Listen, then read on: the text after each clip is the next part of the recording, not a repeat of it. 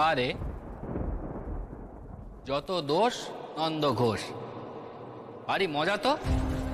কেউ একজন দোষ করলো, তার শাস্তি পেতে হবে লাজুকে। হ্যাঁ, সে তাকে ভুগতে হবে।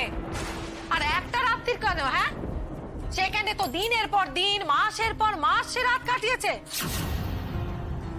এখন তো সে পুরোপুরি পরের ঘরের বউ। মা, তাকে আমরা এই বাড়িতে থাকতে দিইনি বলে সে সেখানে থেকেছে। আমরা তাকে এক রাতের দোয়াই দিয়ে দূর দূর করে খেয়ে দিয়েছি। আর তার বাপ মাও তাকে ঘাট থেকে নামানোর জন্য দূর দূর করে ও বাড়ি থেকে খেয়ে দিয়ে তাড়িয়ে দিয়েছে। তারপর তারা গাঁ ভর্তি লোকজন সব নিয়ে গিয়ে হুজ্জুত করে সেখানে তাকে রেখে এসেছে।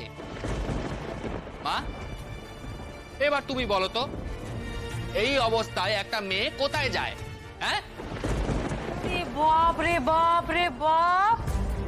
বাবা সুদেব, তোমার মুখে তো অনেক বুলি ফুটেছে। এখন হুড় করে কথা বেরোচ্ছে। তা মুখে এই কথার যোগানগুলো কে দিচ্ছে শুনি? ওই নষ্ট মেয়ে মানুষটা, নাকি ওই ফেরবাদ জোচ্চর মেয়েটা? কেন মা, আমার কি এতটুকু জ্ঞানগম্যি নেই যে কি হচ্ছে না হচ্ছে আমি বুঝবো না? তুমি আমাকে বলো না, আমাকে বলো ওই মেয়েটা কি করতো। তার বাপে তাকে খেয়ে দিয়েছে, তার স্বামী তাকে খেয়ে দিয়েছে।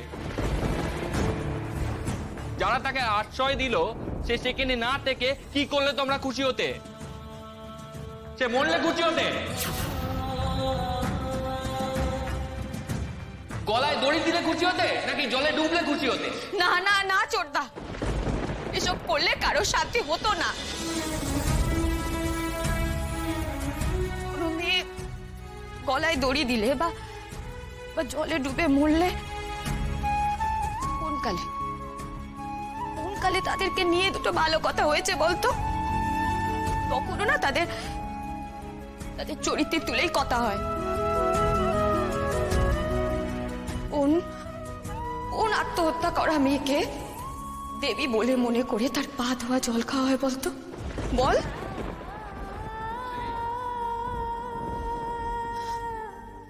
এ হলো শাঁখের করাত, যেতেও কাটবে আবার আসতেও কাটবে।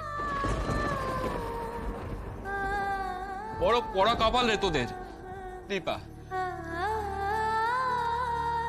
মেয়ে মানুষের জন্মানেই যেন পাপ।